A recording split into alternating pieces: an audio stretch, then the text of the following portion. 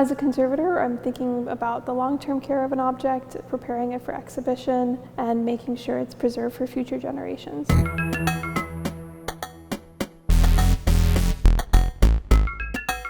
The black coffin is an ancient Egyptian wooden coffin, and it's covered outside and in with a black coating. Some Egyptologists and research scientists have started studying it before, and one of them dubbed it black goo. And so we're just talking about our black goo project here. This particular type of coffin, it's certainly not the most common type of coffin. When the coffin came into the Brooklyn Museum's collection, we didn't know where it had come from, where it was originally buried and excavated. We wanted to sort of investigate all of these questions and find out what we could. This piece has been in the Brooklyn Museum collection for about 85 years.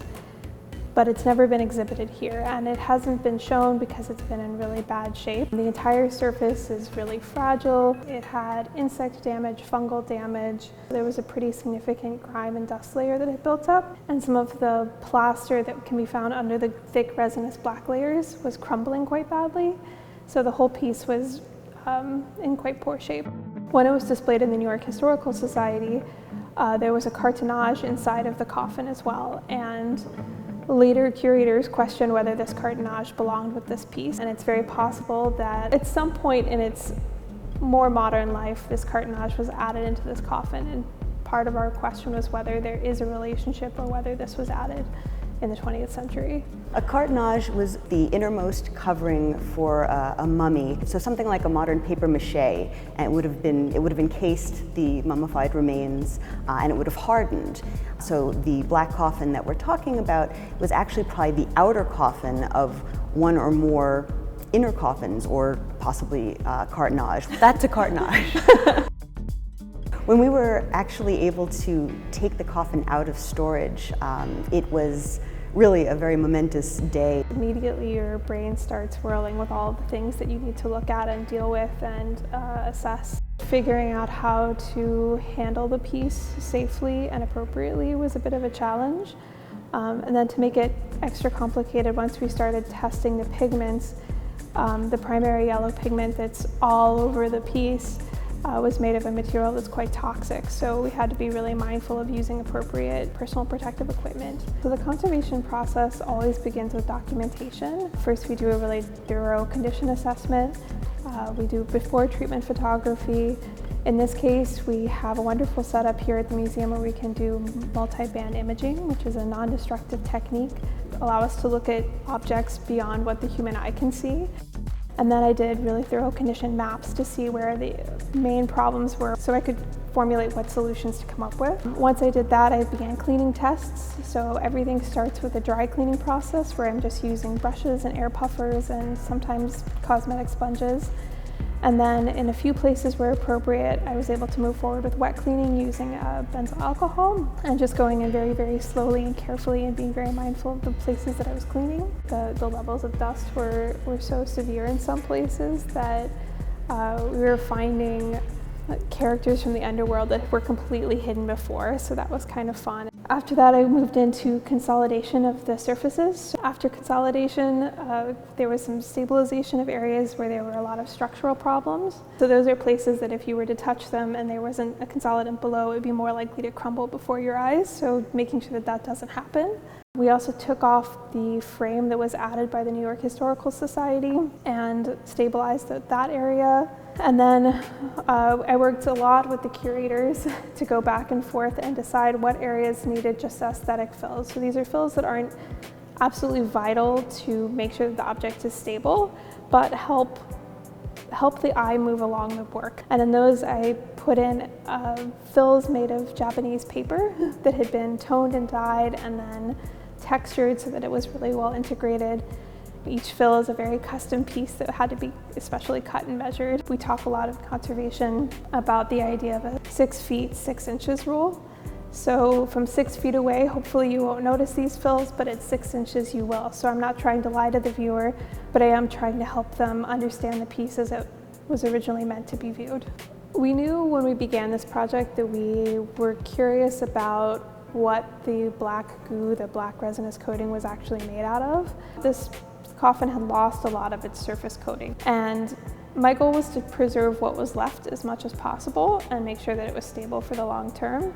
This black coating was applied by the ancient Egyptians for reasons, whether they were practical.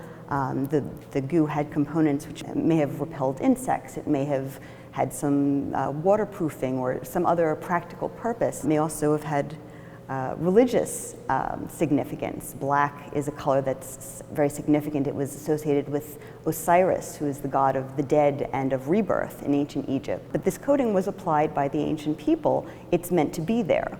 So we were really hopeful about finding a partner that would have the capability to do that level of complex analysis. The Met has organic analysis abilities that are a little beyond our capabilities here in our lab. With the Met's help and analysis, we were able to find out that some of the materials that are used in these black coatings were coming from outside of Egypt, most likely. At the time that this coffin was made, Egypt's power has really sort of waned, but they are still a partner in a complex trade network that sort of ran throughout the region. And we know this by the fact that these materials are coming from sometimes places like Israel or the Levant and other places. A lot of the goo contained mixtures of bitumen, which is a raw petroleum product, beeswax, and then varieties of plant extracts. So resins and oils from pine trees, from cedar trees, from cherry and acacia trees. The combination of what these mixtures mean, we don't know if it's exclusively religious. Maybe these pieces had some antifungal properties. But the more we know about what these materials are, the more we can start to draw those conclusions.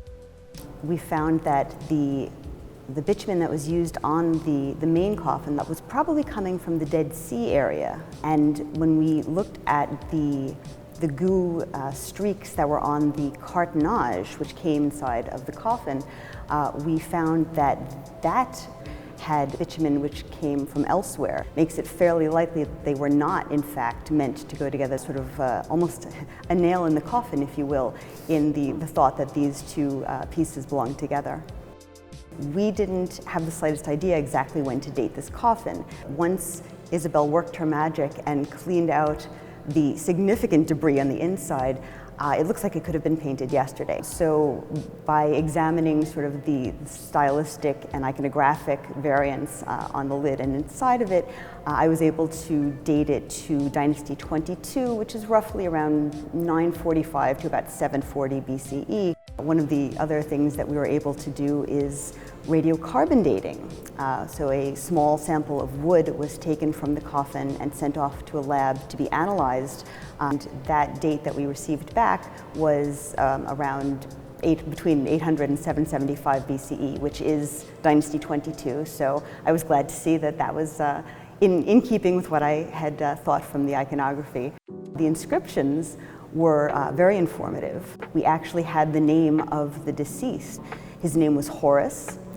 He's named after one of the ancient Egyptian gods. And we also had the name of his father and grandfather on the coffin.